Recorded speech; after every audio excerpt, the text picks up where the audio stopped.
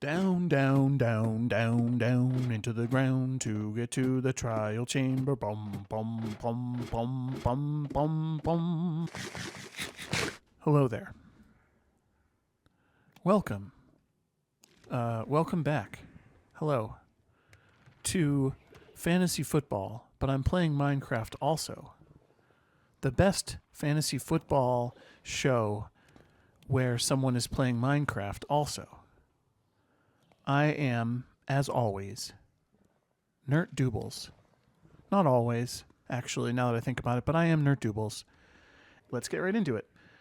We're going to talk about the games, first and foremost, that I watched with my own eyeballs pointed at a screen, and with my brain somewhat engaged with that eyeball pointing. And we're going to go into the trial chamber a little deeper, aren't we? Let's start with fight some spiders here, and then we'll move on. Starting with the Bears and the Jaguars. Hello. Hi. I'm going to need a second here so I can look at my notes, but while I fight you guys here. Okay, that's fine. No problem. So starting with the Bears. I told you to pick up Caleb Williams, didn't I? I did. In last week's episodes, Caleb Williams this is your last chance to pick him up off your waivers for free, because after this week, everyone else is going to be in on the Caleb Williams action. And sure enough, we got what I expected us to get. We got Caleb Williams doing his thing and playing well. He's still a turnover-prone quarterback. He's going to have those risks, those same qualities that are risky. And it's just, he has some risk there. But you saw this week some of the upside. He's not going to have this many touchdown throws probably on a weekly basis, but all around it was good vibes for that team. They're putting things together. Obviously, they're getting you closer to kind of what you want. And so that's good stuff to see. You're excited about that. You're happy to see that. And now he is someone that your whole league is probably aware of, at least as being a waiver pickup this week, which I definitely believe he is if he's still out there in your league. Let's talk about the pass catchers. Actually, we can talk about DeAndre Swift first. So DeAndre Swift is doing nothing to change the idea that he's an every week starter at this point. I still think Roschon Johnson is a hold. I still think he has value for your team. But it is, to at least some extent, contingent value, i.e. contingent upon having DeAndre Swift miss time or, certain game scripts that really let the Bears kind of run like crazy. I think Swift is somebody you should continue starting until we see signs that he's not, because he's playing at a really high level. Are these skeletons now? Yeah, these are skeletons. Okay, I can handle this. And then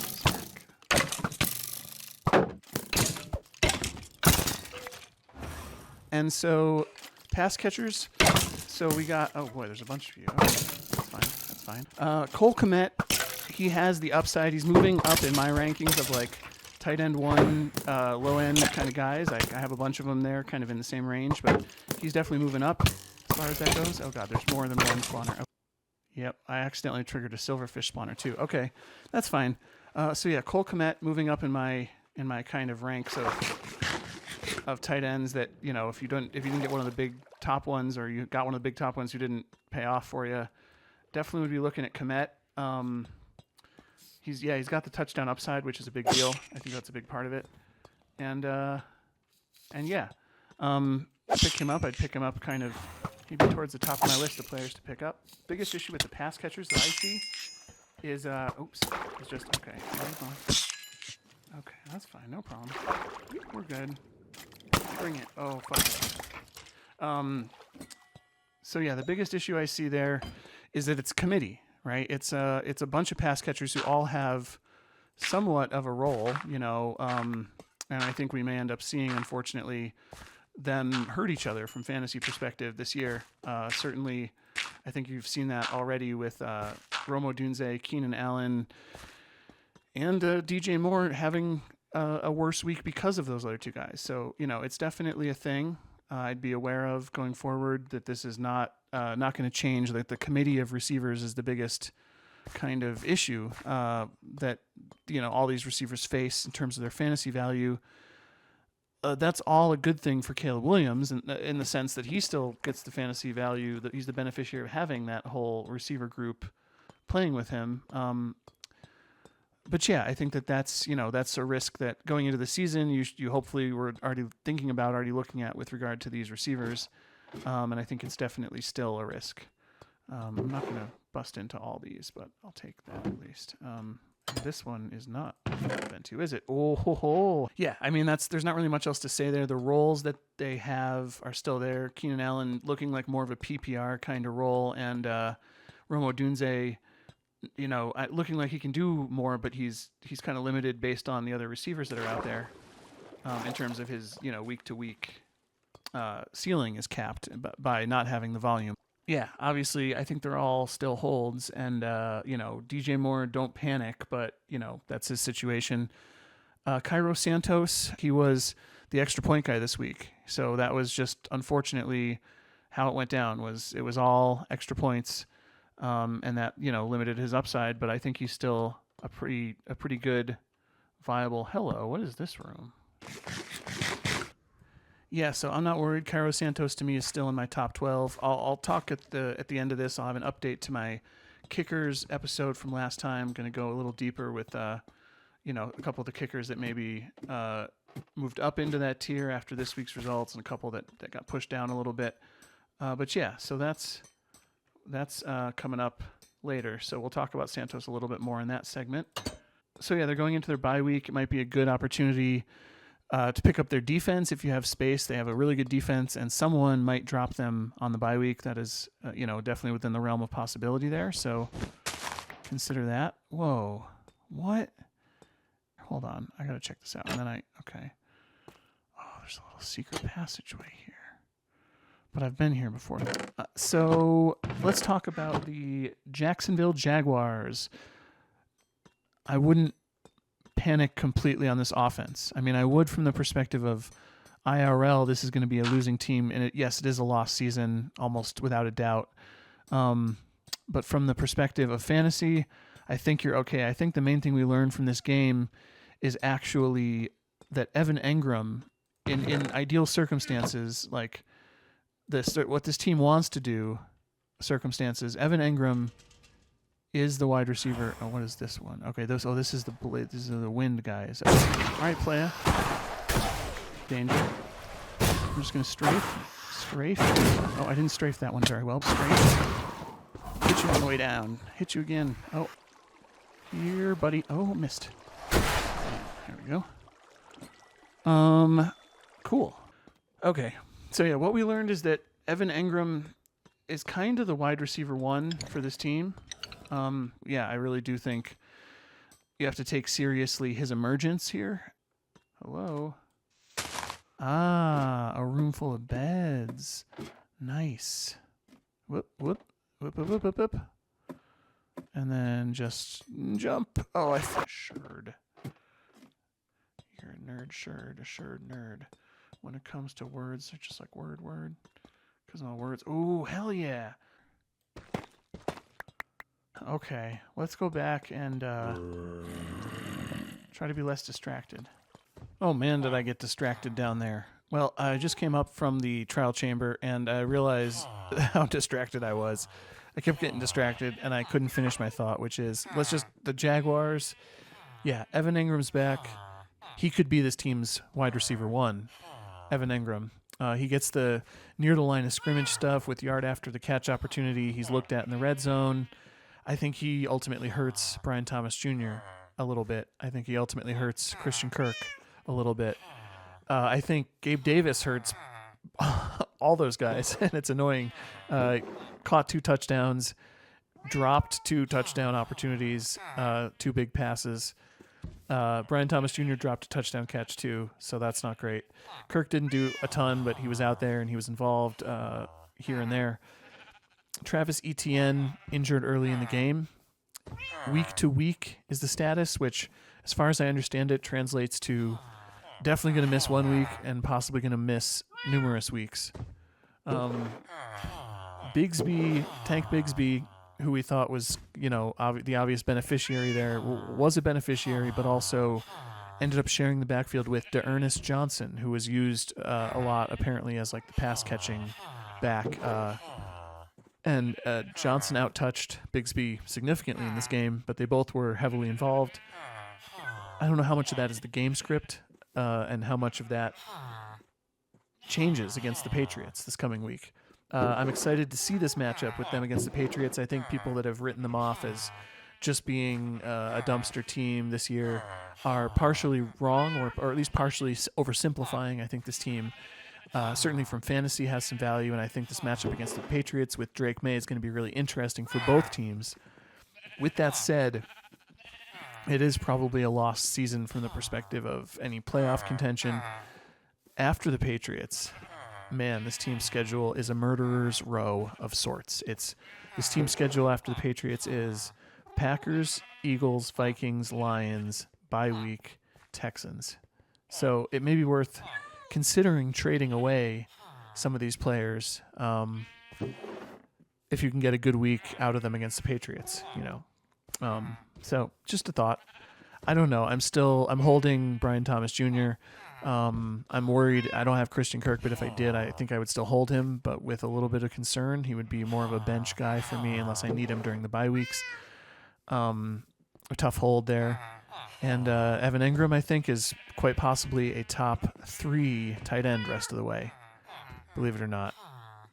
I'm going to merge with you. Oh, my God. That feels weird. Moving on. By the way, I want to show you guys the village. So this house here, right? I made a second house that looks just like the first house. And this thing over here is a greenhouse of sorts. And these guys, you're gonna live in some stables or something too. Yeah, and then that's about it. But I'm gonna make more changes in the village here. A lot of you all are going to be trapped in boats. I built a little skyway. It's not open yet. It's not finished yet. Let me put my stuff away, and then we'll do something and talk about the next game. So we're gonna go acquire some lava and talk about the next game on the slate, which is the Cardinals taking on the Green Bay Packers. So this Cardinals team, we'll start there. James Conner still passing the eye test. I wouldn't panic about James Conner as a player. The team as a whole, not so much passing the eye test. I don't think Kyler was... Yeah, I mean, some of his throws were okay. It just all kind of was going wrong for them as an offense. Marvin Harrison Jr. Was injured early in this game, taken out for the rest of the game with a concussion, which really sucks. It was pretty early in the game, so we kind of got to see basically a whole game without him, what this offense kind of looks like, or could look like, with this particular game script at least. Michael Wilson feels like he should be a thing under the circumstances. He didn't do too much in this game. I don't know. Maybe he's better when Marvin Harrison Jr. is there to get the coverage. I think he still should be rostered, and we wait and see a little bit.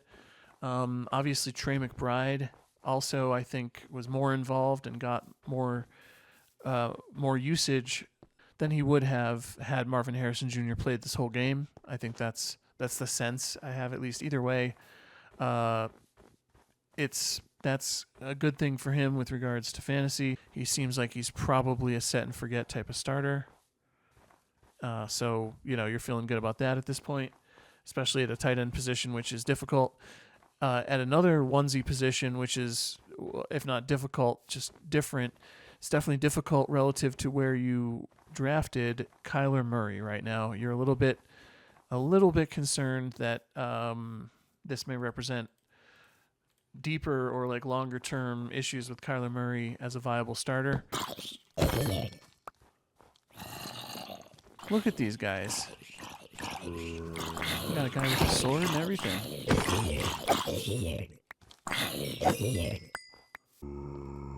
Oh, take that knockback. Backwards. I got distracted. So yeah, Kyler Murray. I'm looking for a second quarterback option.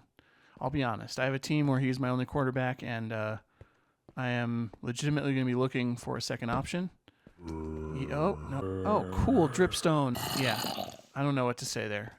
Things have not looked great so far for that team, and his role and the offense hasn't been what we wanted it to be, I think, so far. And yeah, we're just in a situation where we have to adapt to the potential reality of that. They have a series of reasonably tough defenses that they're coming up against. Hello. They got the Chargers, they got the Dolphins, the Bears, and the Jets. Those are their next 4 matchups, if I'm not mistaken. That's not great in terms of defensive matchups. Those are tough matchups. Keep in mind, Zay Jones has been activated from IR. So it's Michael Wilson or Zay Jones that I think is your pickup with the Marvin Harrison injury. Not that we necessarily know Marvin Harrison's going to miss time, but Zay Jones has a chance to take over as a wide receiver too. He might just be favored. It might just work out. He might just have more skill to offer to the team. We'll see. It's worth the consideration there that it's not automatically going to be Michael Wilson that has that role, you know. So yeah, that's about it for that team. Moving on to the Packers. What we saw from the Packers this game? Well, we saw Jordan Love having tons of time to throw. Some of that is probably a talented offensive line. It's like their run game looked kind of meh to me. It was not. I wasn't like excited by the run game. I guess it was okay. Is kind of how I felt. But their pass game, it just looked easy. Like it looked so functional. Things were easy. Again, I don't know how much of that is protection, just keeping Jordan Love absolutely clean so he could kind of take his time and pick apart the defense. That's absolutely part of it. There's no question. But yeah, it was definitely impressive. Jaden Reed is the number one guy. Obviously, he gets the quick pass near the line of scrimmage kind of work, and what I think of as like hybrid, like running back adjacent kind of work in the passing game and in the end arounds and stuff like that. He's the number one, obviously, and then everybody else, it's like just a committee, and you don't know what to do with them exactly. Or maybe you do. I don't know what to do with them exactly. I think they do, weirdly enough, have sort of defined roles in a certain way. Romeo Doubs is like the possession receiver, or the most likely to be like a possession receiver type. Watson's red zone target, kind of, maybe more upside, but less volume, kind of. You back off. So yeah, and then Wicks, Dontavian Wicks is like a high upside, kind of utility, sometimes yards after the catch, but also long catch kind of option, which is kind of some of Watson's profile too, but high upside. Out of the 3, I think I'd rather have Watson right now. I just don't know. I think it's a bit of a committee, and Tucker Kraft also is part of that committee. I haven't. He's on that tier of like could be a low end tight end 1 option for you if you don't have anybody else to start, or somebody better to start. There's a whole tier of those guys, and I think he's a hold based on being on that tier. I think the people that saw him as higher than that tier, or like a bunch more valuable than guys like Kate Otten or Komet or whatever, that you were rushing things a little bit if that's if that was how you picked him up or whatever, with high expectations of his value. So yeah, so I'm definitely, he's a hold, but all those guys are committee is their biggest risk. Jordan Love himself is just, he's money for fantasy, and I think Josh Jacobs, despite looking meh kind of on the field in general, in my opinion. So yeah, Josh Jacobs is fine. The run game doesn't look great. Emmanuel Wilson is a great, I think, elite. He's an elite understudy kind of running back in case anything were to happen that takes Jacobs out of game action. But man, yeah, Jordan Love is the player here. I think Jaden Reed hopefully will give you weekly value, but even then he might have committee risk. And Jordan Love might have a down week or two. There's no question. He's not necessarily gonna throw 4 touchdowns every week. There's gonna be weeks where the running backs can just get it done for him. Braden Narvison, the kicker, I don't know what it was. I guess people were reading other people's waiver, suggestions for kickers or whatever. Like, what kicker should you pick up? People were picking up Braden Narveson. Now, I get it. The opportunity alone makes him worth being in the conversation for top 12 kickers this season. But if you were paying attention to my kicker segment, which was very, very, I think, amazingly, well, it wasn't that good. But what I'm trying to say is that, like, no, Braden Narveson to me is not the kicker you should have gotten. For whatever reason, he was the kicker people were picking up in leagues that still had all these other guys out there, Cameron Dicker, all the other players that I was encouraging you, I thought would be in the top 12. A bunch of them are out there on your waivers.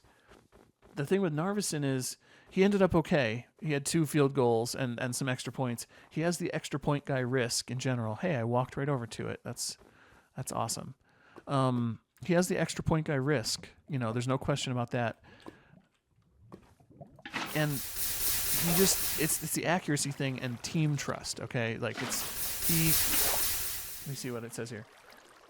He missed a kick today, and he's 12 of 17 on the season. He hasn't attempted a kick of over 50 yards. And in fact, in this game, there was a situation where they had 4th and 2 or 3, and it would have been a 55-yard kick, and they opted to skip it, to go for it. And he ended up kicking later on that drive, a shorter kick in the 30 or 40-something yards. But this is the issue with Braden Narveson. He misses kicks. He's not trusted to take long kicks. He's not going to be as valuable for you in fantasy as these other kickers that don't have those things working against them, basically. Yes, he's on a good team, but that's not the only thing you should be looking at with these kickers. You got to look at, are they trusted by the team? What kind of situations do they even get field goal opportunities into? And with Narveson, I don't think he's going to land in your top 12, and therefore, on a week-by-week basis, he might have a blow-up week here and there, but he's going to have weeks where he just he doesn't do good. They don't give him a lot of chances. He misses the one chance that he has, and yeah, he might get replaced at some point in the season even. I don't know, that might be taking it too far, but the point is, this is a situation where I'm not interested in Braden Narveson as a kicker. And again, I'll have a follow-up on my previous kickers segment in this episode just to really tie that all together, talk about some of the kickers that we saw this past week and how they did or didn't make it relative to this kicker list that I had previously constructed. So the next team that the Packers play is the Texans in one of the most exciting matchups for this upcoming week. Then they get the Jaguars and the Lions. I think I said that for the Cardinals, but I meant that for the Packers. Packers get the Texans, then they get the Jaguars and the Lions. So Texans is a tough matchup, but the other ones should be good. Either way, I think at this point, you kind of have to see Jordan Love as a must start, or a mostly going to start unless my team is really deep at the quarterback position kind of guy. And so, yep, that's the situation there. Moving on.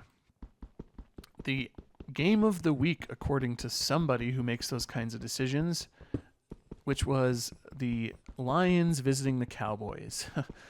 Well, we're going to start with the Cowboys. The Cowboys, not the Wow Boys. Maybe we're the Now Boys, as I suspected they had a chance of showing this week. They certainly did not show that, and from my perspective, I'm not particularly surprised. I always have seen that team and still do as a luxury mid option. They're not, to me, a real Super Bowl contender in any kind of way, and they certainly didn't look like a real contender this week against a team that certainly did and continues to look like a real contender in the Lions. For the Cowboys, Jalen Tolbert making himself indispensable. There are other pass catchers here, though, so it's not an automatic thing that he's the wide receiver 2 on that team. But I'm not discouraged by this performance either. Jake Ferguson had a tough one. Yeah, the opportunity is still elite, but the narrative for a while has been that he's not an elite talent as a player, and I think that that's the cap ultimately on his ceiling. He's still borderline elite at the tight end position just based on his opportunity. So, no need to worry there. Keep starting him is what I'm trying to say. Dak Prescott, yeesh. I mean, turnovers are part of his game. Turnovers and not touchdowns is a pattern from recent weeks for Dak in this offense. I don't know what to do. I don't think he's necessarily someone you need to hold in fantasy unless you have a slightly deeper or like a 2-quarterback league, obviously. They pass a ton, so that's the flip side of this whole argument against any of these pass catchers. Is just that they're going to pass a ton. They're going into their bye week. Oh, whoops! They're going into their bye week right now. They do have tough matchups on the other side of that bye week. Rico Dowdle, damn it. Rico Dowdle, the involvement is solid. His role is a meaningful role and continues to be one. So yeah, I don't know. I'm kind of worried in general that the biggest issue there is that he's just not ever going to be a ceiling player. He's like a Najee Harris kind of on a team that doesn't want to run, unlike a Najee Harris on a team that does want to run. But in the sense that he's going to have touchdowns, but he's not going to have a ton of just generic ceiling as a running back on a team that can't really run the ball, it seems, or that doesn't at least seem to want to run the ball very much. Moving on to the Lions. Woo-wee, this Lions offense looks good. They sure do. David Montgomery breaking tackles like a muv. Man, played great. Gibbs played good too. They're both in a great position. They can just run the ball with dominance. Even with Jameson Williams, I think, had a run in this game. And this team just runs the ball with dominance. That's the best way I can describe it. Come on, fishies. Yeah, it's a nice thing to see. I mean, it's great to see. It's fun to watch. Yeah, and that's the biggest, I think, cap on the upside of all the passing game players is that they can just dominate with the run a lot. So that caps Jared Goff's ceiling, and that caps the receiver's ceiling. Amon-Ra St. Brown is in a situation this year where it's just a little bit more competition for targets, or like players that can do a lot with targets, so he's not used as quite as much. I think that's the risk with Amon-Ra this year, but he still has plenty of value, and he still, I think, will be decently floor worthy. Like, he'll have enough consistent floor to be on your fantasy team week in and week out. Oh, I did get turned around backwards. I was going this way. So Jameson Williams seems like a value to me. There's a real possibility in my mind that at least, let's say in like standard leagues, that he outscores, or at least comes close to outscoring Amon-Ra St. Brown. I don't know. I mean, it just feels like the way this team is built, it's they don't need to always use Amon-Ra St. Brown in the short to intermediate game. Jameson Williams can be involved in all that stuff too. He showed it in this game. Sam Laporta is still there. He's going to be a bit more boom bust than you hoped for when you drafted him, obviously. But I think he's okay. He had a good game, but I think you're concerned that he's not a set and forget kind of player. He is really boom bust, I think. A bit like Kincaid, although Kincaid's usage this week was a little more like what you hope as kind of a baseline. Tim Patrick joining this team had a couple big catches, but he's a really talented player. Watching the Broncos for years, he was always injured these last couple of years. He missed basically all of the last 2 seasons, but he was always really talented when he was on the field. Prior to that, they have Khalif Raymond also, but I think if Jameson Williams or Amon-Ra St. Brown were to miss any time, Tim Patrick is the guy I would expect to benefit the most from that. But he is rosterable, I think, in deeper formats, and keep him on your waiver radar. And take a chance on him if you want to have like a backup to one of those other players, and you want to still have a share of that Lions offense. I think there's some value there. I'm very excited for their upcoming game against the Minnesota Vikings. Here's hoping my Vikings can stand up to them.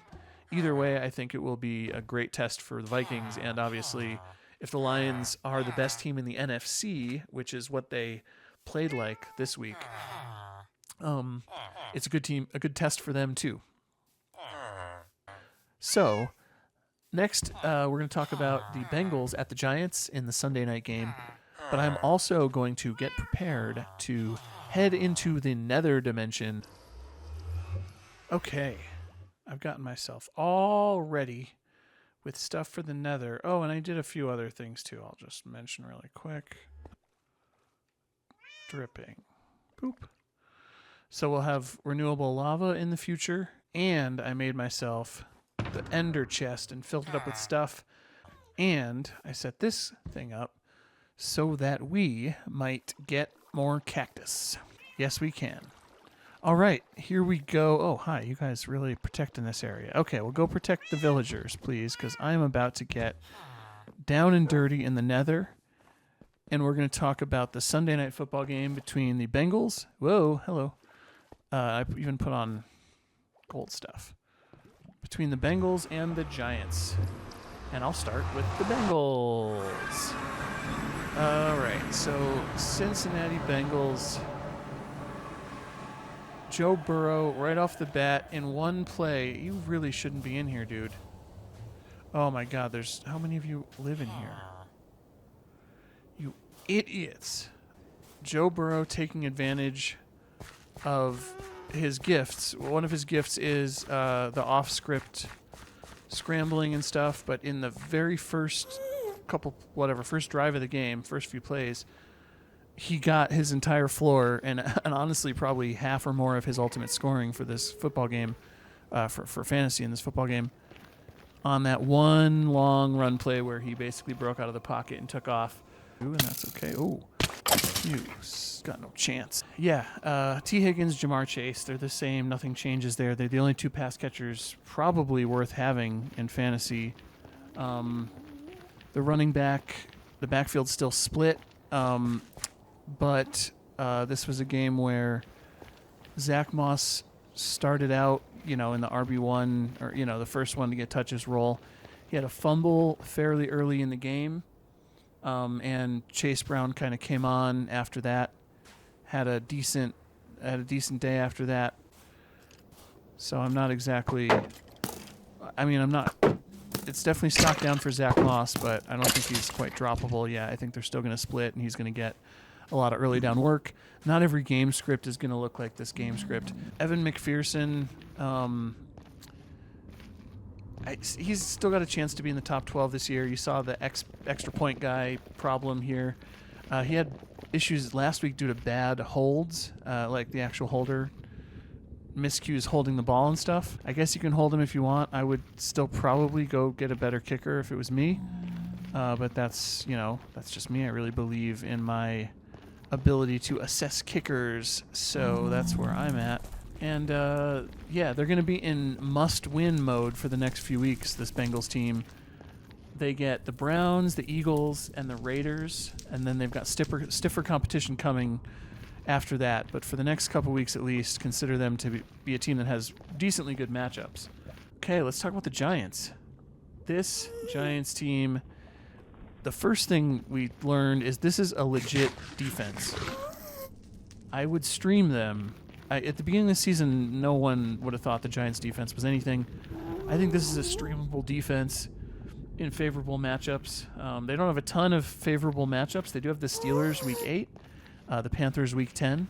The thing that we also learned about this team that I believe is a consistent pattern, I was saying this before this week, this is a team that wants to, and in fact perhaps needs to, slow down the game and approach things basically like 3 yards at a time. They're a team that wants to sustain long drives and basically just keep the other team's offense off the field as much as possible. And that's who this team is. That's this team's identity, in my opinion. That's what we're seeing, and that's what we will continue to see. I mean, the crazy thing is they're really good at it. Like running backs in the passing game, short passes, mostly to Wan'Dale Robinson. That's their bread and butter. They can do that. It's the only thing they can do effectively. They try for some long passes, but the only thing they can do consistently effectively is that short game. But I'm telling you, that's what they want to do. Like you saw at this game with how much they went for it on on fourth down. they were going for it a ton on fourth down. They really legitimately looked like they just knew, like, oh yeah, we can get 3 to 4 yards or whatever anytime we want. And so they did. I mean, it was a really interesting kind of thing to see because they're not a great offense, but they're good at that one thing that they do, and they truly are good at it. I mean, I don't know what else to tell you. The proof's in the pudding.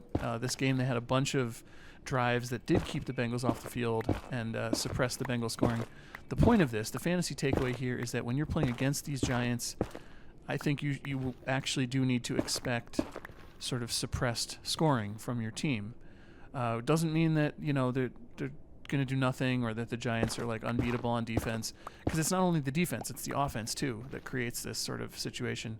As for the actual skill players on the Giants for fantasy, Tyrone Tracy didn't jump off the page a whole lot to me, to be honest. He looked good, but I wouldn't say he jumped out and looked transcendent.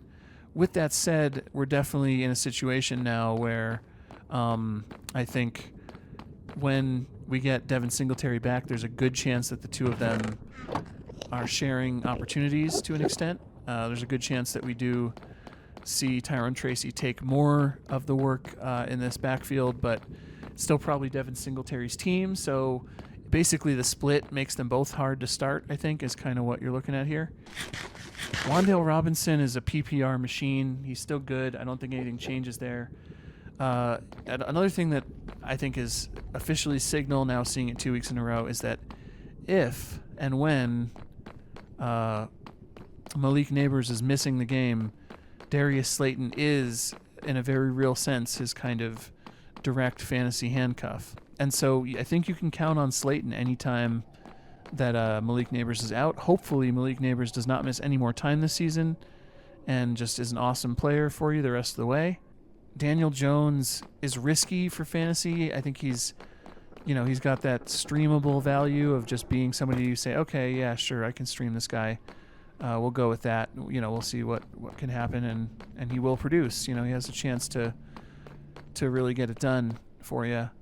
He has rushing floor, right? And keep in mind also that this is a team that might be able to pull off the tush-push kind of move pretty much as well as any other team in the league right now. And Daniel Jones, between the rushing upside and the fact that those tush-push kind of plays might lead to some touchdowns, some rushing touchdowns there, he's worth consideration as a streamer. There's no question. Greg Joseph, the kicker, like Will Lutz for the Broncos, we saw in the past week their upside with the fact that they get lots of opportunities. We saw this week the risk there, the downside, which is really that they're just on a bad offense and they may not get a lot of kicks. With Greg Joseph, we also saw him miss 1 from 48 that would have tied the game, so that's going to hurt the trust factor. And then he also missed one at the end, which I don't know if it was as consequential to the outcome of the game, but was nonetheless, still the kind of thing you don't like to see, obviously. I'm just going to move right on into the Bills and the Jets. First and foremost, a big shout out to Troy Aikman for saying out loud on air, and I quote, "The ball's gonna come on you quick." So let's start with the Bills here. Excuse you. Yeah, the Bills, man, I was really surprised at how easily they were able to run the ball, at least initially. It was really quite impressive just how easily they seemed to have the run game going against this Jets team. Yeah, I was really genuinely not expecting them to have that much ease. The first drive especially, Ray Davis looks good. The blocking looks great. Davis got the goal line 2 plays in a row. Both of them, he got to the goal line, I should say, 2 plays in a row. After a penalty, pushed them back from the first time they got in the goal line. Both times, Josh Allen was the touchdown vulture. The first time, of course, was the time the penalty was called, so it wasn't a touchdown. But then he vultured a second touchdown in just the same manner, which is kind of interesting. So, so Josh Allen himself, obviously still a fantasy star. He definitely was a big part of, carried this team to a large extent. He wasn't the only reason they won. He got contributions, especially in the run game, from the aforementioned. Ty Johnson was also there. They both ran well, initially I was thinking, gee, if Cook misses time, this is going to be a straight committee between these two guys, and it kind of hurts. That it hurts both of them from fantasy's perspective that neither is a bona fide handcuff kind of understudy. By the end of this game, I'm pretty sure that Ray Davis is that understudy. He got the vast majority of the work, and later in the game, he got a bunch of, he was doing more and more towards the end. So I'm definitely, if there's anybody to pick up, it's Ray Davis. I don't know if Cook's expected to potentially miss any more amount of time. It doesn't sound like it. It sounds like he's kind of right back, ready to pop right back in any time now. Is that? Yeah, that's fine. So, yeah. Ray Davis feels like a waiver-worthy player just based on his play. It might end up giving him more work when James Cook is there, but it really felt like James Cook was the dominant player in this backfield, so I wouldn't expect that to change just because of Ray Davis having one good game. Who else? Khalil Shakir, not really very involved, barely involved. Was this because of coverage and just how the coverage played these two guys? Possibly. I don't know.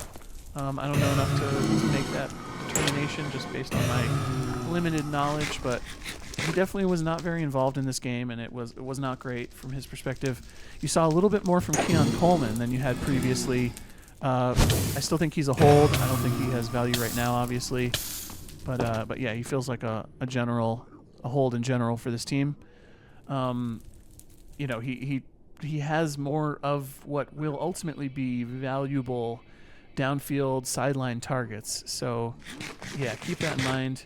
On the tight end side of things, Dawson Knox vultured a touchdown from Dalton Kincaid, but Kincaid's usage in general was promising enough, I think, that you feel more confident starting him going forward. He still doesn't necessarily have the upside that we obviously drafted him hoping for, but he's looking like somebody who will be meaningfully involved. Okay, I gotta run just so I don't die. Thank you. He looks like somebody who will be meaningfully involved and get, be one of the top couple of target getters on a weekly basis for this team. It felt like the way that I don't know if it was the Jets defense, did not feel like an elite defense, which is kind of how coming into this game a lot of people, myself included, who read or thought of the Jets defense was, hey, this is an elite defense. But a game like this, it didn't seem very elite. Anywho, yeah, Tyler Bass should be dropped. I was already trying to tell you this before. I mentioned him as one of the names that might make it into the top 12 kickers. I don't think that's the case anymore. I think this game showed why he's not going to be in the top 12 kickers. He has weather to deal with in general, but he's also been missing kicks and just hasn't been looking all that great the last couple of years. I think he gets a lot of kicker name recognition for being on the Bills, and people think that he's a top-tier fantasy kicker when he's just simply not. The Bills get the Titans next week and then the Seahawks after that, so hopefully some good matchups, at least for the passing game, to get going a little more. Maybe we'll see if Keon Coleman starts to offer some more value, or we'll see if Khalil Shakir, with other game scripts, gets back into gear as the number one receiver for this team. Moving on to the Jets, we got... Oh, I should have attacked you faster, shouldn't I have? We got the... encouraging game we wanted from Garrett Wilson, that's for sure. Got more encouraging as the day went on. We got the encouraging game for Breece Hall that we certainly wanted. Having a better floor early on, at least, it was still clear that, okay, the floor is here that we wanted.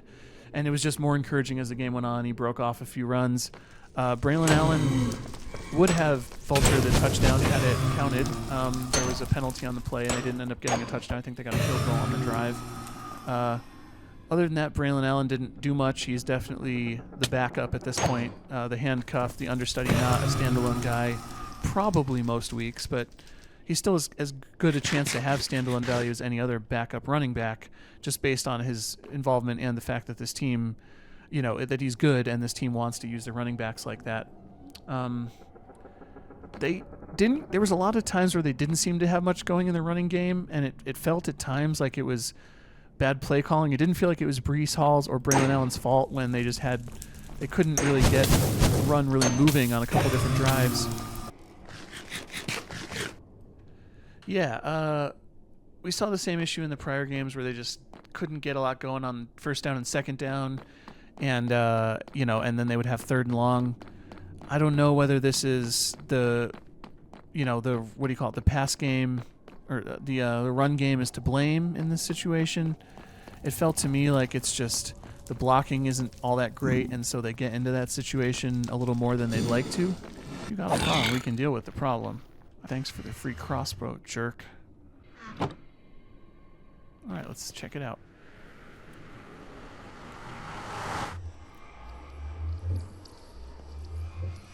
Oh, is it gonna... Okay, there we go. Oh, it's in a cave. Oh, it's in a cave next to diamonds and an abandoned mine shaft. Well, that's interesting if dangerous.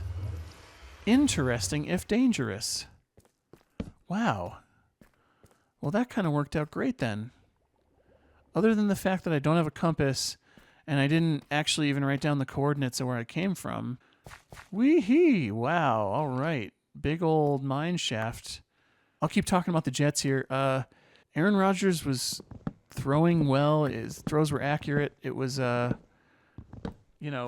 making good decisions. So you like that for like the general value of this offense going forward. Mike Williams in particular was the stock down guy in this game.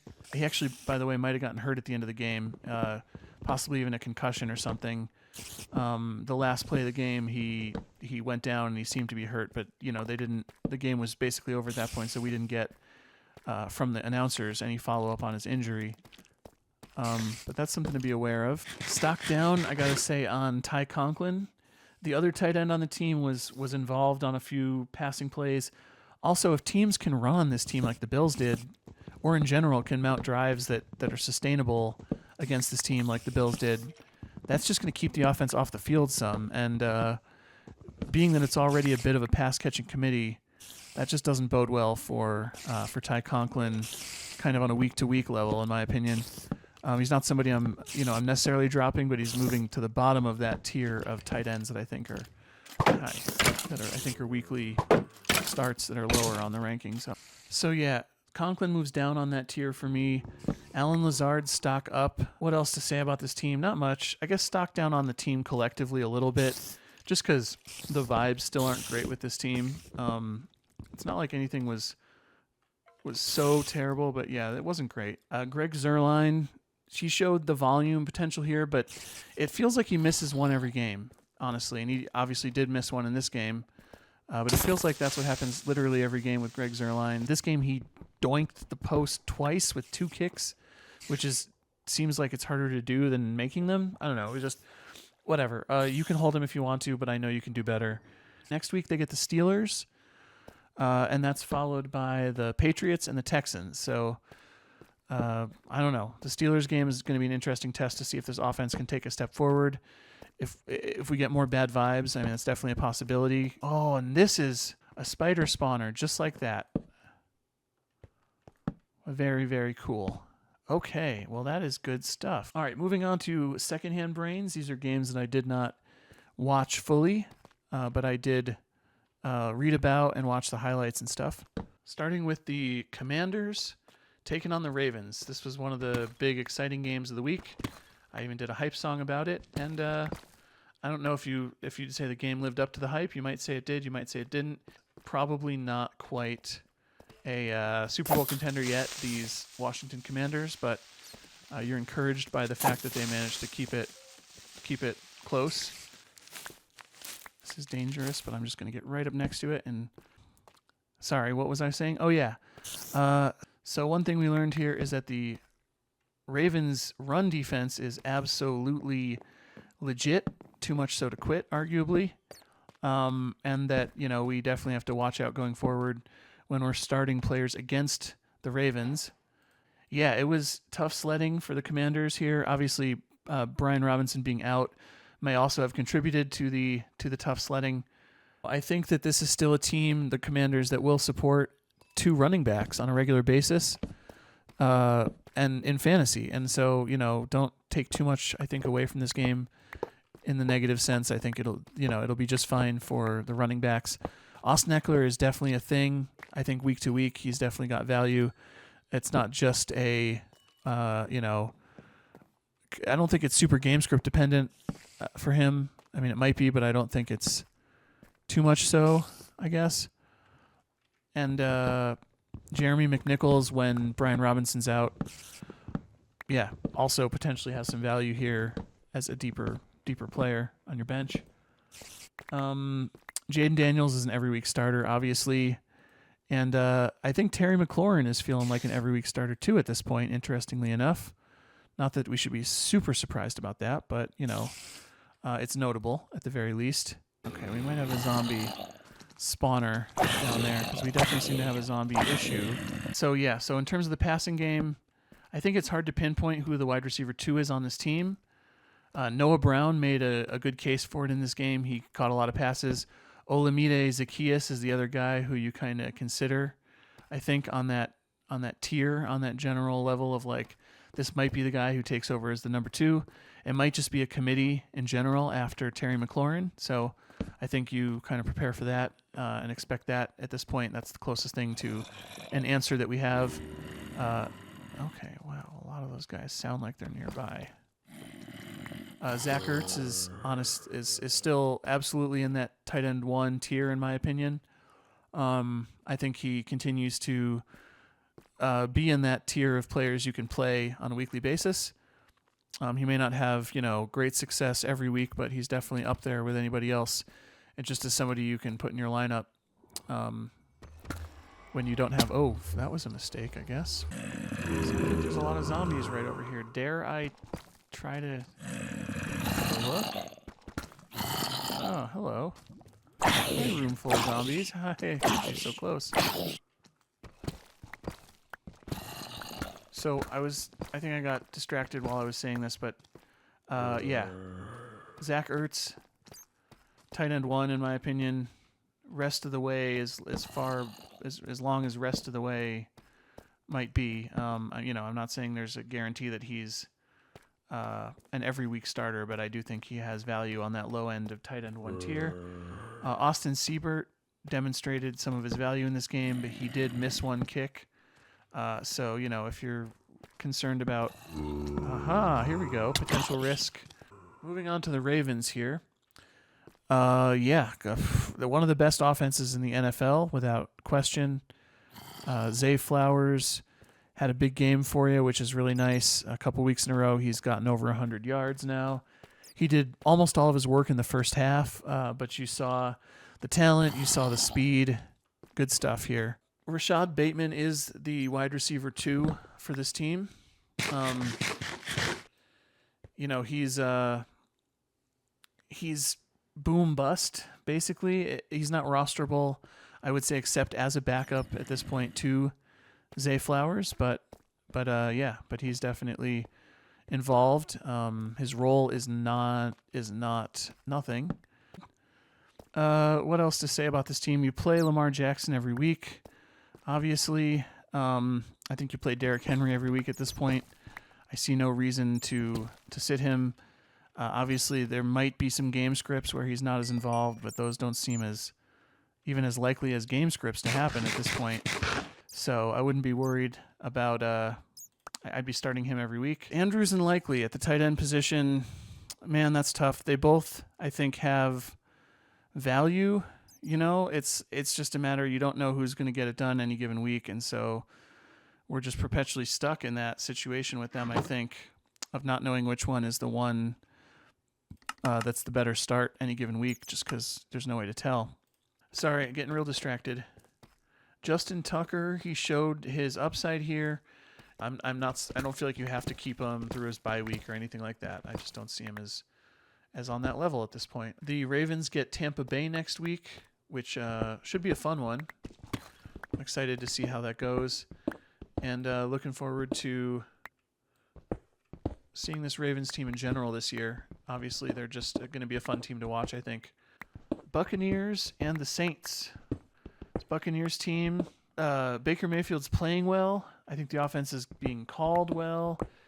Is Mayfield someone you'd start over Kyler Murray? I think yes at this point. Baker Mayfield seems like he might just be a legit set and forget fantasy quarterback this year, which is which is cool, which is interesting, which is maybe unexpected. Certainly going into the season, a lot of people would say, "Oh yeah, sure, he's he's okay, but can you really start him every week?" And it's seeming like, in a strange enough way, that the answer is yeah. He might actually be that guy. Interceptions, they weren't all his fault, but they were partly his fault. And that's part of what you get with him is the risk of interceptions. I don't think that's going to change either. I think that's also signal rather than noise. And expect interceptions to be the downside of starting Baker Mayfield and to kind of cap his upside. Evans had a smaller role in this game. It sounded like he was injured a little bit, like he missed plays and went out and went to the, I don't know if he went to the medical tent, but but he ultimately played and wasn't injured. I think it was Marshawn Lattimore matching up against Marshawn Lattimore that was the larger reason for Evans having a slower day. I'm not worried about it. Don't panic, obviously. Longer term, it's not something... Oh, hello. Yeah, so Mike Evans, down game. Chris Godwin, another big one. He feels maybe unsittable at this point. He feels like somebody you have to start every week. I don't know if that's actually true, but there is some sense that it feels like that, certainly just from watching him play. Cade Otton still showing that he is in that low-end tight end 1 tier, I think. He didn't get a lot this game, but he had targets, and I think he's going to continue to. If he didn't have the touchdown this game, he wouldn't have gotten there for you, but I think he still has value, and, you could do worse than him every week. Bucky Irving, Sean Tucker, and Rachaad White is now a 3-headed backfield.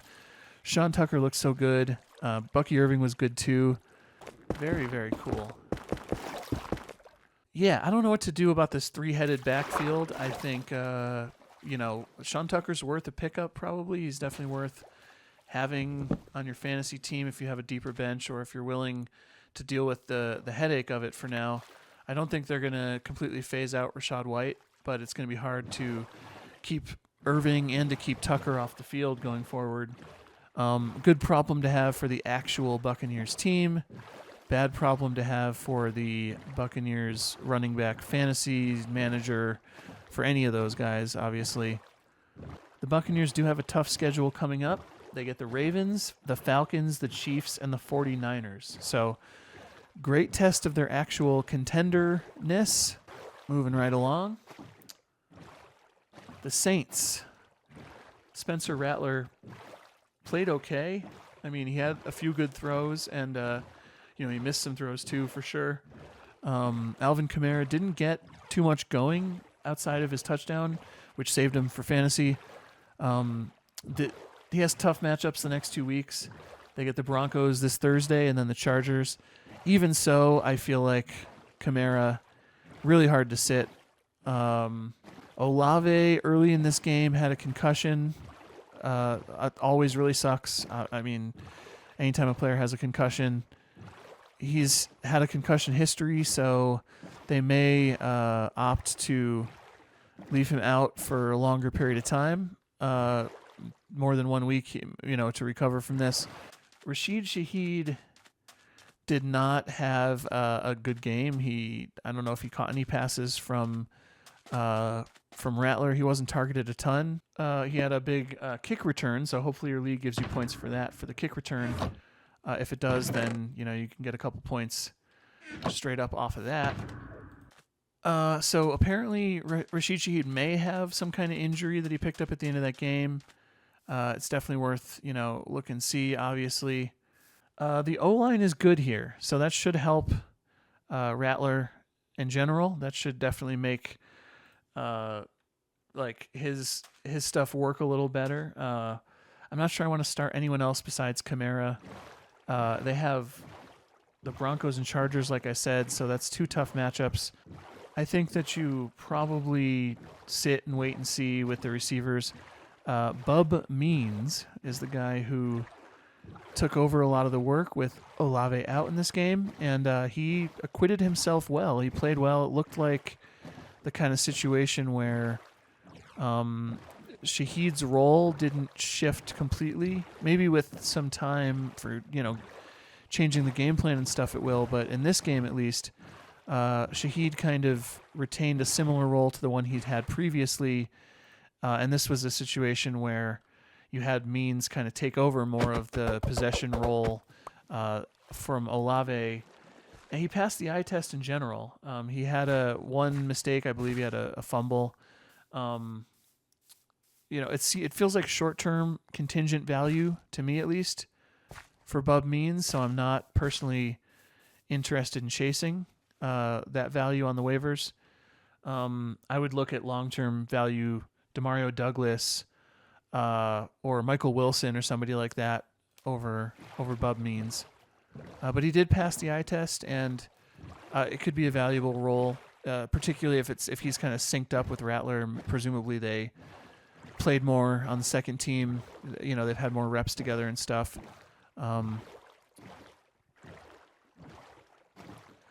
This defense is a streaming option against the Broncos. I don't think that's a surprise to anyone who's looking at streaming defenses this week. Moving on. The Steelers at the Raiders. Yeah, cool, right? I guess, kind of.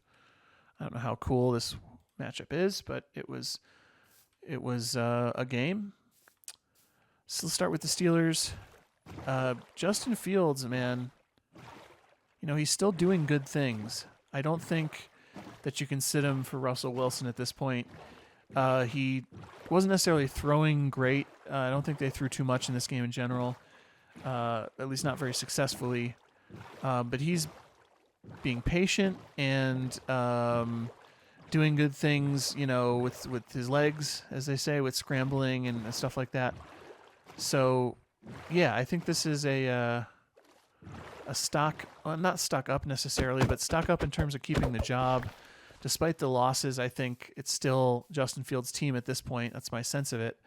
But just also, I don't really believe in Russell Wilson. So, that's I have a bias there in the sense that I just don't think Wilson's got what it takes to do anything better than what we see from Justin Fields at this point. It's possible, but I just don't see it. Najee Harris had a good game, played really well, and gave you good running plays and obviously a good fantasy line in the end. I still have a hard time believing in Najee longer term as having a lot of value. I mean, I would be looking to trade him away personally if I hadn't traded him away already in the team that I had him on. He's a floor running back, in my opinion.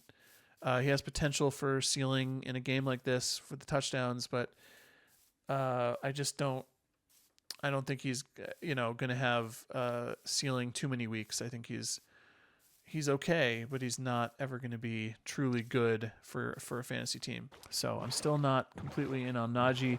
Jalen Warren didn't do much of anything, so that does nudge Najee Harris's stock up also. This team gets the Giants next week, which is actually, I think, a more challenging defense than people think. So I would be concerned about starting Najee Harris here. They get the Commanders and the Ravens the 2 weeks after that. Now, the Commanders you can run on, but the Ravens you certainly can't run on. At least that's the kind of consensus. Hello, what is going on here? Whoa, I've never seen one look quite like that. That is wild. George Pickens. I'm not panicked. I mean, the idea that he's going to be an elite receiver might be a thing of the past, but as somebody who is still startable, who has a decent floor just because of the volume and obviously some ceiling because of the role, I think Pickens is going to be high there. So yeah, I wouldn't panic on George Pickens. I wouldn't panic on Pat Freiermuth either. I think these guys are going to be the two weapons for this team. Nothing's really going to change there significantly anytime soon. That's my sense of it, at least. So yeah, those are the only guys I think are worth rostering. That is Freiermuth and Pickens. And what else to say about that? I don't know. You saw why Chris Boswell is kind of an elite kicker option. I do think that with Boswell, I wouldn't hold him through the bye. It's partly matchup based. Moving on to the Raiders, right? That's where we're at. Yes. Moving on to the Raiders. No Jacoby Myers in this game, as well as no Davante Adams. I don't know, man. I'm really... it feels to me like Brock Bowers is a top-tier tight end even with those guys, but without them, man, he was the number one guy in this situation. He got the work. In the run game, Alexander Mattison, it does feel like he had more of a workhorse role without Zamir White. I think in general, without Zamir White, he has that role, and he also gets work in the passing game. So, he's somebody to look at as, rosterable maybe. I don't know. I still would rather not personally, but there's a case for it at the very least. Stock up on Jacoby Myers, I guess, just because no one else on this in this receiving group other than Bowers really did anything of note in this game, which sort of tells you or gives you the possibility that Jacoby Myers, pending a Davante Adams trade, is the big-time number one weapon on this team pretty clearly. So, you may want to look at Jacoby Myers as somebody to pick up based on the result of this game. Trey Tucker was the guy who people expected to have a big game, but he did pretty much nothing. None of the other receivers acquitted themselves particularly well. Aiden O'Connell, I don't know, didn't seem to offer more than Gardner Minshew offers, or anything different really than Gardner Minshew offers in a meaningful way. So yeah, I think you're just kind of sitting, waiting for something to change in that team's situation. If they go back to Minshew, if they stay with O'Connell, I think either way, basically, Madison, Jacoby Myers, and Brock Bowers are probably the only players with fantasy value at this point on that team.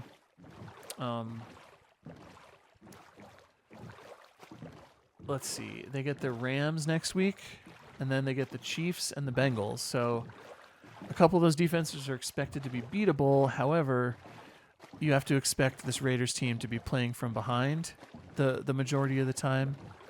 I would expect that at least, that they're not going to be a team that can go score for score with a lot of the teams they're playing, because their defense isn't all that great. And so I would expect the Raiders to be a team that is playing in game scripts where they're playing from behind. That may still be okay for Madison. It still probably will be okay for the pass catchers.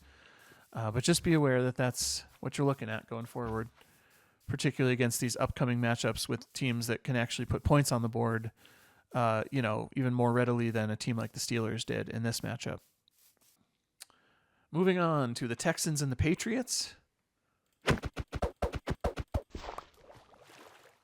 Let's start with the Texans. This any worry that, my take that I expected a suppressed, low-scoring game, that was not the case. I guess I should have considered the possibility that if Drake May is not the same as Jacoby Myers, maybe the game plan won't be the same.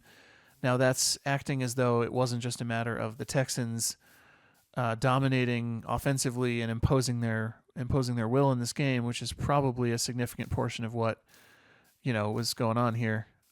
I was going to say, that's an emerald. That's cool. Yeah, the Texans put up a ton of points. Losing Nico Collins turns out not the end of the world for this team. They were able to do just fine without Nico Collins. So we start with Joe Mixon. Wow, he's back to being probably a top 5 running back for the rest of the season. Every week he's playing at least. There might be strong pass funnel defenses that, that'd be the only reason I think you could ever sit this guy if he's playing.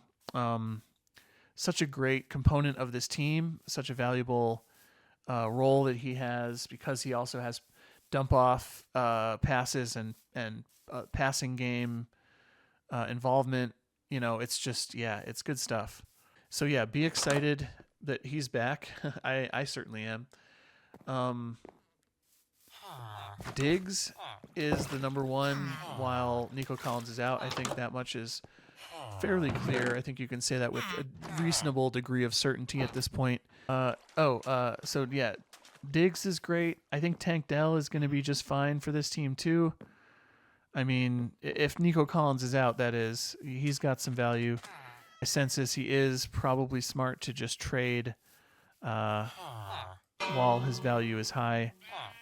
That's the broader sense that I have of it. Who knows? Your mileage may vary, obviously. What else to say about this game? You don't need to worry about CJ Stroud. He feels like his being an every week starter is not changing anytime soon. I don't think it's night yet, is it? It's not close. Yeah, without Nico Collins, the worry around this team seems to be mitigated. Stroud is still a QB1. Diggs is going to be great. Dell is going to be fine. Dalton Schultz might even be a thing. It seems like this was a situation where he got more work with Nico Collins out. He might be on that tier of low-end tight end options. I'm still not going to put him above, guys like Cade Otton, certainly Cole Kmet, even Tucker Kraft, I think. He could be on that level, but I'm not ready to put him above that, even in the short term. And, of course, once Nico's back, you have to think that maybe that is, or that value is only available for the short term, so to speak.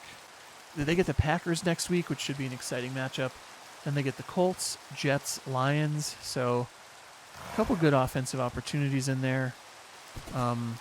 Is this guy my friend now? Is that what's happening? Moving on to the New England Patriots with their new starting quarterback. That was fun to see. It is fun to see. Drake May showed some real promise in this game. Could get more going with his arm, and it's a different offense than with Jacoby Brissett. So glad to see that. And going forward, I think this is hopeful for the Patriots and hopeful for the Patriots wide receivers in fantasy. My sense is that Demario Douglas is the guy after this game who looks like he has the most, gains the most value or sees the most potential upside from the switch to Drake May. He was just all over the place. He's been a talented player. He's a smaller guy, but the talent's been there since I think last year, which is when he was a rookie. But yeah, I'd be looking at him as a waiver option. The rest of the receivers, I'm just going to wait and see. I know Kayshon Boutte in this game was like the one who got, it was talked about the most as being, and he got the most targets outside of Douglas. They might have had the same amount of targets. I'm still going to wait. They got Kendrick Bourne also. They got Jalen Polk. Both of those guys, I think, or all three of those guys, that is, could have some value. So I'm not yet ready to commit to any Patriots receiver. With that said, I do think that it's Douglas looks the most likely to be that guy that has value with Drake May. Ramondre Stevenson stock up just because he has a better quarterback now. He missed this game, and Antonio Gibson in his stead did not do very much with the opportunities he did have. So it's looking like a stock down for Gibson and stock up just by logical consequence for Ramondre Stevenson. The other guy to look at here is Hunter Henry. The switch to quarterback may mean that he moves back into that lower end tight end one startable option kind of tier. I think he may be getting there, but I want to wait and see. Another reason why I'm really fascinated to see how this team plays against the Jaguars next week. I don't think it's just going to be that the Jaguars are so easy to run over, that their defense is so bad that the Patriots can just do what they want here. But they do have flaws, obviously, defensively, and so it will be a good opportunity to see just what this Patriots team may, in fact, be able to do. So, yeah, I don't know. I think that Hunter Henry, though, is worth, if you're in a really dire situation at tight end, or if you believe particularly in that player. Keep in mind, Austin Hooper is still there, so it's not just Henry in that tight end receiving thing, and Hooper is involved in some plays. So, but Hunter Henry is potentially going to have some increase in value with the change to Drake May as well. So you can feel pretty good about both him, Demario Douglas, Ramondre. People are talking about Drake May as a streamer against the Jaguars. I'm not ready to go that far. I think this Jaguars team is not just going to roll over. The only way I think that they roll over and kind of just have a total crap game this game is if they really, if Doug Peterson has really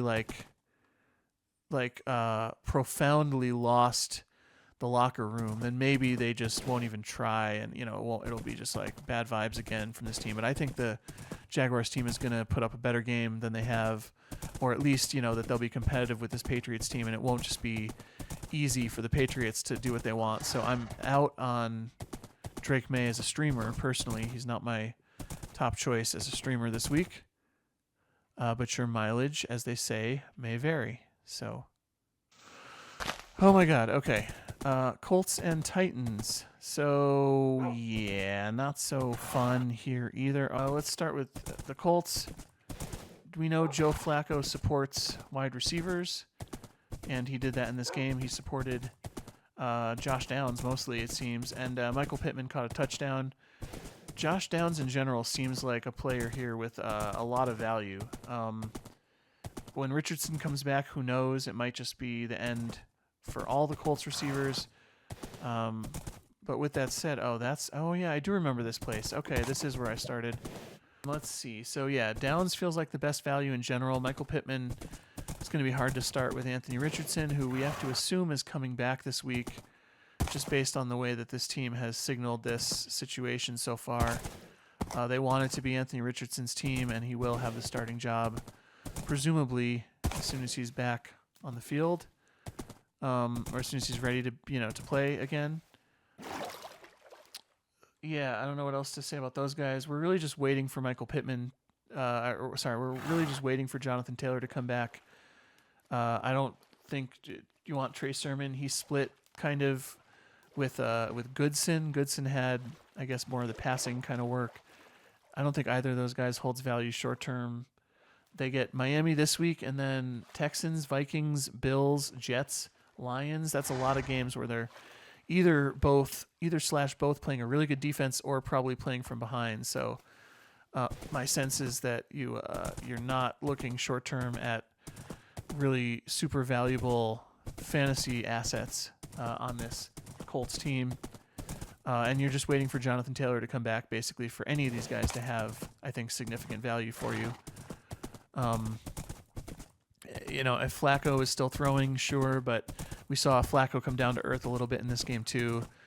Just because he's good doesn't mean he's brilliant and he's gonna every week throw 4 touchdowns or give all the receivers mega value every week. So yeah, we just I don't like where this Colts team is at from fantasy. I'd rather just wait and see with all their players and not try to start anybody at this point. Titans, also a team you're not really liking for fantasy right now. It's not looking good at all for this Titans passing attack. Will Levis is looking really bad. Tony Pollard, the running back, seems like the guy to have. He was the number 1 back, clearly without question, even prior to Tyjae Spears, getting a minor injury. I don't know if it's a minor injury. I think they said he was day to day, week to week. So I think with Spears, you're probably looking at a situation where even when he's there, you still have a good amount of value for Pollard, but especially if he's out, you have a great amount of value for Pollard.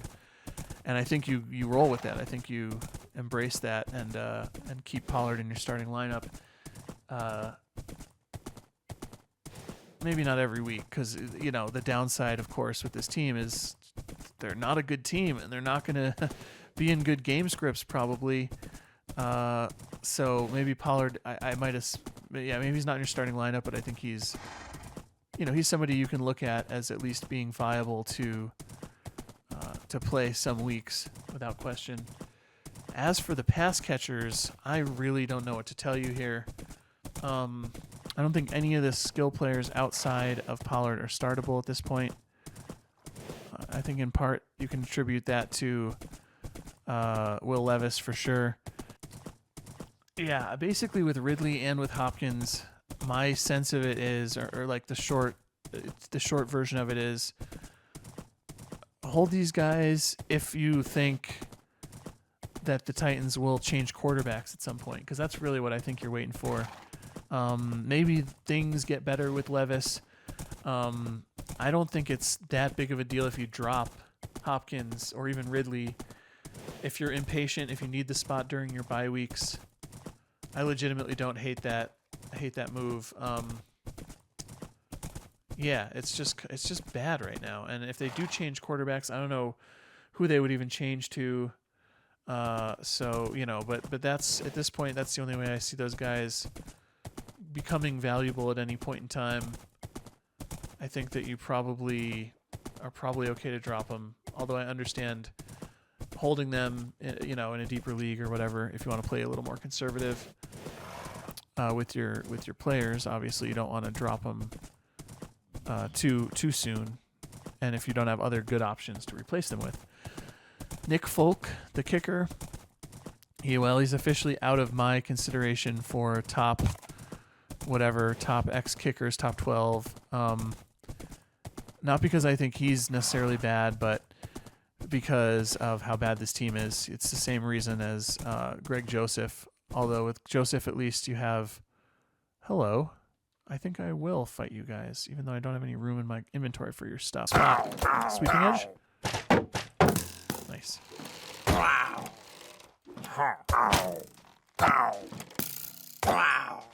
Wow. So yeah.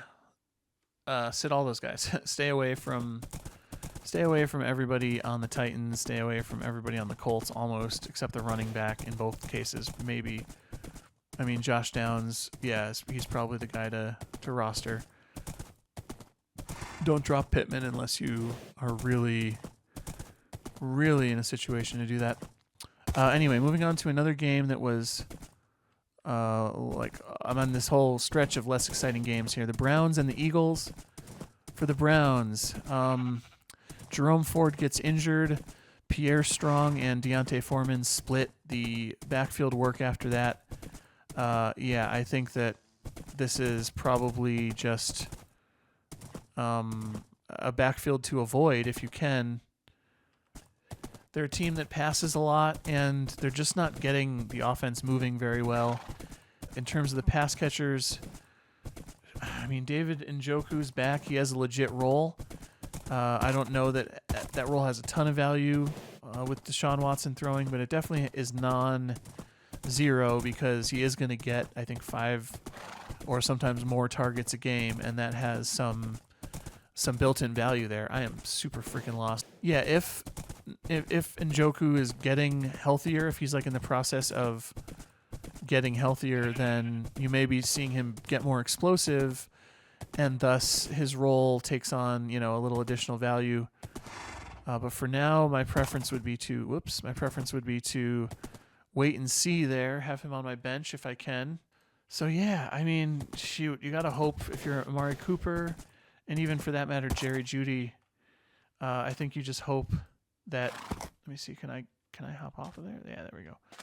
You hope that they get a different quarterback. I mean, that's about all you can hope for, I think. I don't think you can realistically expect them to change their game plan in any meaningful way. As long as Deshaun Watson's out there, those receivers are just super limited in value, and that's, I think, all there is to it. Unfortunately. They get the Bengals next week, followed by the Ravens and the Chargers before a bye week. So good luck with that. The Bengals defense you can play against, but they're also a team that I expect to be in like must-win mode and be kind of hard to beat for that reason. And then the Ravens and the Chargers, yeah, forget about it. So for the Eagles, I said coming into this game I thought they were going to fool us into looking like a contender. I'm still not there yet with them. It was an okay game. Jalen Hurts was just okay, is my sense of it. That's my understanding of how people saw it. And I'm not super surprised because, Hurts in general to me is somebody who I think has that, like, he's just okay as a quarterback. He's not a transcendent must-start kind of player. He is turnover prone. His passing is good but not amazing. But, you got A.J. Brown and Davante Smith back this week, and you saw them be who we thought they were. A.J. Brown is a wide receiver 1. Davante Smith is a wide receiver 2. Jalen Hurts is a mid QB1. With some risk, but still very much a startable mid QB1. Saquon is going to be fine. I don't think you worry about that at all. I think that's just, it is what it is. It's not a big deal though. Don't panic on Saquon. He's going to be fine. This game script just didn't work out for him. It was a closer game than we kind of might have expected, and the Browns presumably stopped the run a little bit better. Dallas Goedert was injured, and if he does miss time, you could try Grant Calcaterra, the tight end, who basically backs up Goddard, I think. He had some catches here, and it looks like he's a bigger guy who might have some hands. I don't know. It might be a bit like only if you really need to take a swing, but Calcaterra, I don't know. And Jake Elliott, you can do better than him as your kicker. I've been trying to impress that upon folks for 2 weeks now. But I think this is clearly the wrong way to go because I don't remember any of this. Moving on. Chargers visiting the Broncos. Chargers just ran this game, dominated. Starting with the Chargers, Ladd McConkey and Quentin Johnston both, I think, missed some snaps in this game. Like, both were injured mildly at some point in this game.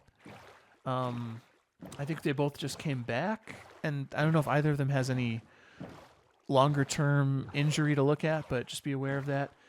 Josh Palmer took up some of the slack along with, I don't know his first name, Fehoko is his last name. Keep in mind, Pat Surtain missed most of this game with a concussion, so the idea that teams can pass on the Broncos just because the Chargers surprisingly started passing on the Broncos might be a bit of an overreach. But Justin Herbert is a very skilled player, so you can count on the passing game at least having accurate opportunities for the receivers. J.K. Dobbins looking good. Got a good amount of work in this game. It's definitely a week where you saw Dobbins looking like, yeah, he's probably going to be a week-to-week value for this team. Cameron Dicker, I'm telling you, man, looking like an absolute, like, he's exactly what you want in a kicker. Strong defense. Offense that can move the ball but isn't necessarily elite at scoring. Himself trusted, himself getting 50-plus yard kicks, very accurate. All those pieces put together equals awesome kicker. Awesome kicker option at the very least. The Broncos, so slowly but surely, I think this team is going to get better. They clearly showed this week that they do not yet have it together, have what they need to be a good team, or to beat a good team, I should say, to beat a potential playoff contender with a strong defense. The first interception was not Bo Nix's fault. The pass wasn't perfect, but it was something where it just got deflected by the receiver. The best weapon maybe for this whole offense, it feels sometimes, might be Bo Nix's ability to run, which I don't know what that says in general, probably nothing particularly good. I think it's something they could build around, and they maybe should build more around the read option and things like that. Okay, there's a crafting table over there, and there's the ship. Okay, so I am finding my way back towards my home over this way. It's been a long journey, but we're almost there. Javonte Williams, the fumble issues scare me a little bit. I think we'll get a little bit more of Audric Estime. With that said, Javonte is still the clear number one here. I don't think Jaleel McLaughlin offers enough to to make it so that there's anytime soon where we start to see Javonte Williams not play. I think he's just gonna be out there because they need him, and he's a good pass protector. That's just the situation with this team. Taking on a good defense.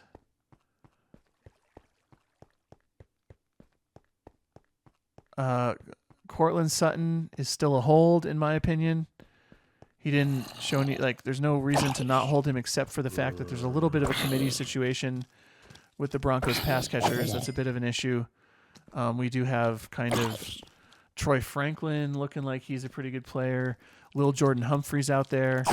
And then Vele. I don't remember Vele's first name, sorry, off the top of my head. All those guys out there and potentially, involved. So that's the biggest issue for Sutton is just he's not going to necessarily have the volume of the wide receiver one that's dominant that you might want. I wouldn't be worried about him at all, but I would just be kind of keeping that in mind. If there's somebody who has upside or contingent value beyond Sutton, maybe as somebody to look for if Sutton gets injured, maybe it's Vele. Oh, hello, Zombie. I don't like that. I don't like that one bit. Zombies near villagers, not a good thing. So yeah, I think maybe it's Vele, but maybe it is Troy Franklin. That'd be my guess, just because he seems to have some upside, and he's playing really well. Just in general, looking like he's a good weapon there. But they're all there. That's why it's a committee, right? They get the Saints on Thursday night. It's going to be a tough matchup for Sutton in particular. He gets Marshawn Lattimore, presumably, who's a very tough corner, as we saw when he held back Mike Evans this past week. It's a pretty good trip, I'd say. I got, 26 diamond ore plus the 2 diamonds? I'm going to bust those out right now. Falcons at Panthers. Boop, boop, boop, boop. So, the Falcons. You're feeling better about Bijan Robinson, that is for sure.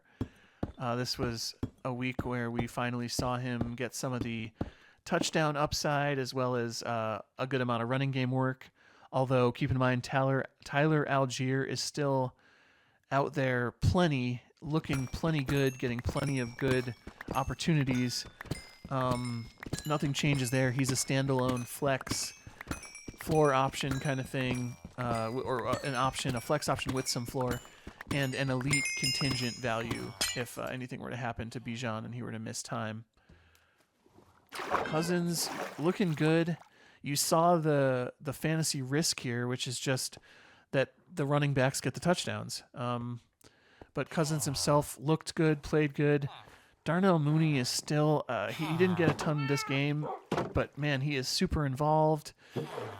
He's somebody you're absolutely excited to have. Try to trade for him if anything, but definitely don't panic, I would say there. And Drake London is an every week starter at this point. Really happy to see that. If you drafted him in the first week or two, it was looking like he was not worth the draft pick. Now it is looking like he was absolutely worth the pick where he was drafted. This team gets the Seahawks next, followed by the Buccaneers and the Cowboys. So some decent to good matchups for that offense here. So yeah, let's hope that things are continuing to look up for the Falcons. As for the Panthers, they actually, the first half was surprisingly competitive back and forth. Maybe not surprisingly, but Andy Dalton can sustain fantasy wide receiver value, may even be a streamer at times, but certainly sustains value for the receivers. Nice, by the way, 59 diamonds out of that, 26 with Fortune 3. Deontay Johnson is still a very, very good player, and he gets open very regularly, so that's something to be excited about. This seems like he's an every week starter at this point. I wouldn't be worried at all about him as literally an every week starter for your team, particularly in PPR, obviously. It feels like Xavier Legette is this wide receiver 2 here, and certainly still a prospect to consider on your waivers. Jatavian Sanders even more targets than Leggett in this game, and he may be a prospect. He's a tight end, and I thought he was a running back, but he's a tight end, and Tommy Tremble is currently out for this team. So there's a bit of a committee situation for the pass catchers in general this game. Obviously, with Deontay Johnson being the one who holds all the value, like he's got it no matter what. But for the other guys, they may be in a bit of a committee, so that may affect all of them. And Jatavian Sanders may take a bit of a hit if Tremble comes back soon, so I wouldn't be jumping all over that on the waivers, but it is a consideration. Chuba Hubbard's playing great. He looks good out there. He's a big part of the game plan. So no change there, except they did open the window for Jonathan Brooks to come back. So in the next 2 to 3 weeks, I would expect Brooks to come back, and that will, complicate things a little bit. Next up, they have the Commanders. So that should be an interesting, presumably playing from behind with a high-scoring opponent. So maybe a good opportunity for Johnson, Leggett, Sanders, the pass catchers in general to have some extra points scored. All right, at long last, that was a long one. We got through all the games. I'm going to take a quick break, and then we're going to finish up with the waiver section. Nice. Starting with the running back position. Check if guys like Bucky Irving are still out there. I mean, even Rico Dowdle is out there in a few leagues now. Dowdle's going into his bye week, so probably not a lot of demand for him, especially after how the Cowboys played this past week. But Tyler Algier is the other one I would look for as somebody who might not be on your waivers at all, but if they are, I think they're a good value. Ty Chandler, if there's still a chance that Aaron Jones misses some time, it's sounding like there's a chance he comes back, week 7 immediately after the bye. So, but Ty Chandler still has some value as a understudy type of back. If you're looking for someone to start this week, then monitor the Aaron Jones situation. But more generally, he still has value, I would say. These guys are in no particular order, but Kamani Vidal might be a good option. He played a good amount alongside J.K. Dobbins this game. I think I forgot his name. Forgot to mention him earlier, but he did play a lot in this game. He looked pretty good. And Gus Edwards is on IR now, so he's missing at least the next 3 games after this one, I believe. Maybe even 4 games after this one. So Kimani Vidal. Ray Davis is the handcuff to James Cook, that's for sure. Looked pretty good this game. I don't expect him to immediately take on a bigger role if Cook was only missing the 1 week like it looks like he probably is. So, not super high on any of these running backs this week per se. Sean Tucker is the other one. He was really explosive, but he's potentially part of a 3-man backfield with the Bucs. But if you're somebody who rosters Rachaad White or Bucky Irving, he may be worth picking up just for the sort of insurance there, that kind of value where if nothing else, I mean, the problem is if all 3 of those guys are out there for the team, then, there's a good chance that none of them have full fantasy value, but, if anybody, it's still probably Irving and Rachaad White who get the start, so I don't know. Sean Tucker might be risky on that level. He's just a backup. Similar kind of thing, I feel like, for Dearness Johnson. So we have ETN as week to week, so we expect him to miss at least 1 week. But with that said, there's still, I think, a good chance that the Dearness Johnson having a ton of touches this game is a bit more of a one-off thing. So I'm not particularly high on going after Dearness Johnson. I still think Tank Bigsby, if he's out there, he's another one to look for. And if he's out there, he's worth a pickup. Maybe stock down a little bit compared to where people were looking at him last week. But he's still good. Tyrone Tracy is the other one. He looked good, and it looks like he'll probably play himself into a role with Singletary back. With that said, I don't expect him to take the role from Singletary. Singletary was playing just fine before.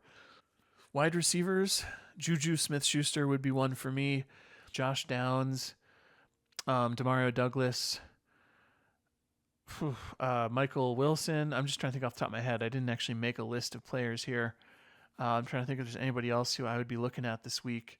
Bub Means, perhaps, if you're looking short term, but I'm not sold on that. I don't see any other receivers as suddenly jumping into the realm of being considerable on your waivers, in my opinion.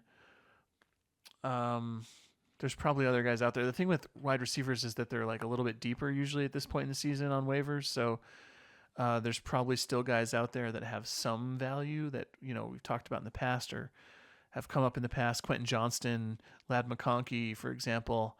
If you're in shallow leagues, there's a chance these guys are out there. Jalen Tolbert, players like that who come up on waivers in previous weeks might still be out there. And there's players that were dropped. Players like Cortland Sutton might have been dropped, and I think he's absolutely worth an add at this point. Yeah, see what's out there. I don't know. I'm no expert. What am I going to tell you? As for tight end, Cole Kmet, if he's out there, I think is a good one. Ertz, Otten, Hunter Henry.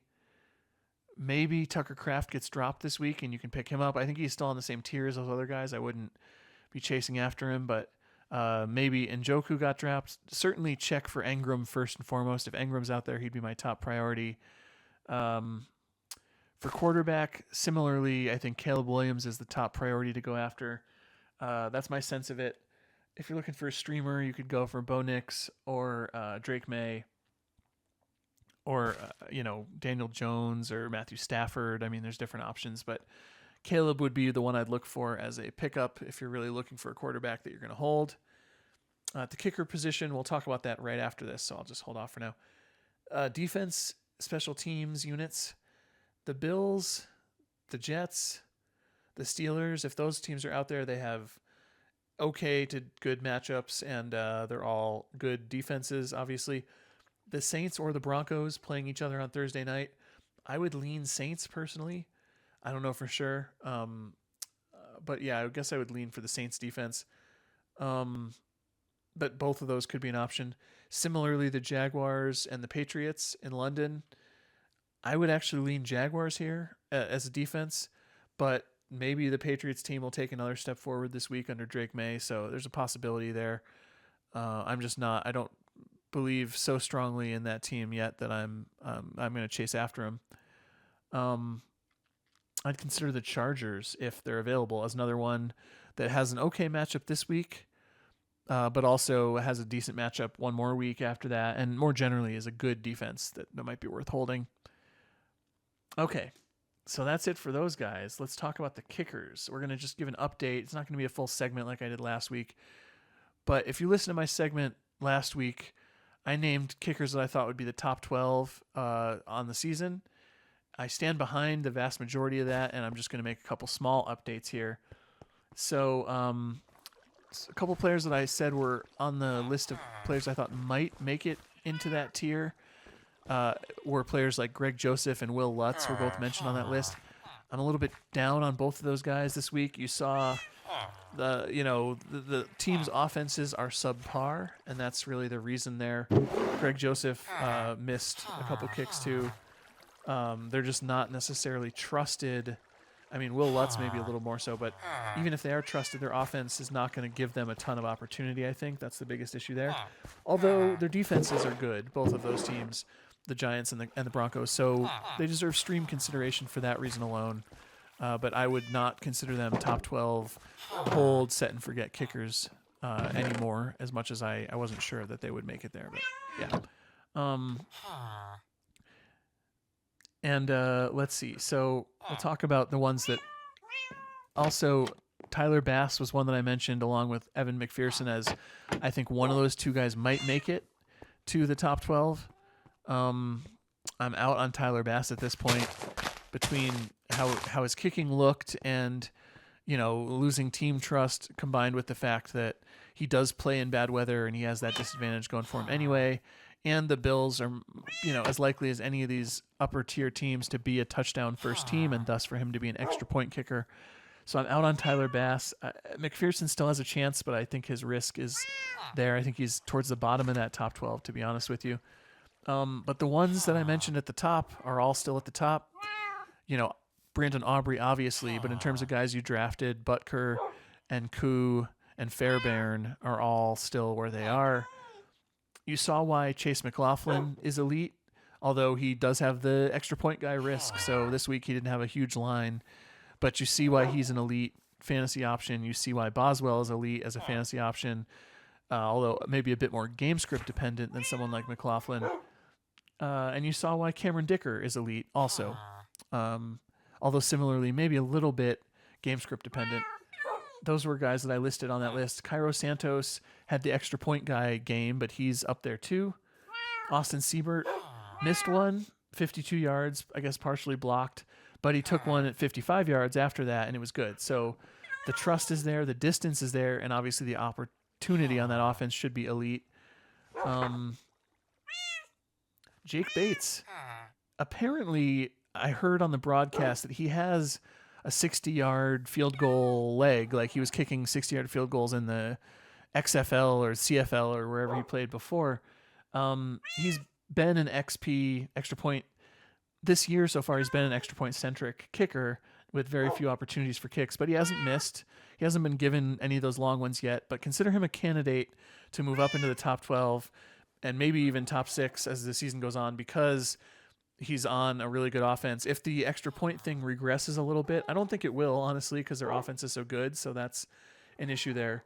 But he's another one along with Dicker and soon to be Will Reichard from the Vikings, who are also going to be past their bye week or are past their bye week at this point. So set and forget kickers there. Jake Bates, to me, not quite there yet, but he's somebody who has the chance to move into that top tier. Braden Narvison has to be put in the convo because of his opportunity, but you saw the reasons in this game why I still leave him out of that tier. The misses, the lack of trust from distance, the lack of trust maybe in general because of the misses, along with the extra point risk, all take him out of that. And it should be noted that I think it's Matthew Wright kicking for the 49ers in replacement of Jake Moody. I was saying I don't think whoever the 49ers kicker is going to be top 12, even though the opportunity's there. Well, Wright had a pretty good game, and so maybe the top, maybe whoever the kicker is for the 49ers is somebody you should consider on that same tier. I don't know if I missed anybody. I did decide during the bye week that Will Reichard is and should be on that tier, and that mostly because I want him to be number one, so at something, so I can say, hey, it's number one. Number one, like Picard. But if he's number one, then Brandon Aubrey is Captain Picard, because I think, if anything, Will Reichard has a chance to be its number one kicker that's not Brandon Aubrey. So consider him on that tier for now as well. Blake Groupie is another one that I have up there, and I don't think falls completely out of that tier, but the risk is there for Groupie. And I might be forgetting somebody, but I'll deal with that next week if I am. Awesome. So with that, I can put my stone generator back into operation, or at least, prepared for operation with the lava. And I'm going to sign off for today. Thank you so much for hanging out and watching the episode. Please give the video a like if you enjoyed and if you learned something useful from this video, and subscribe to the channel for more like it. I'm going to continue making them for the time being, and I'll have to talk another time about my broader ambivalence about that. But for now, thanks again. Take care. Be well. Please do your best to be good to yourself and to all others that you encounter. Thanks. Have a good rest of your day or night or whatever. Bye-bye.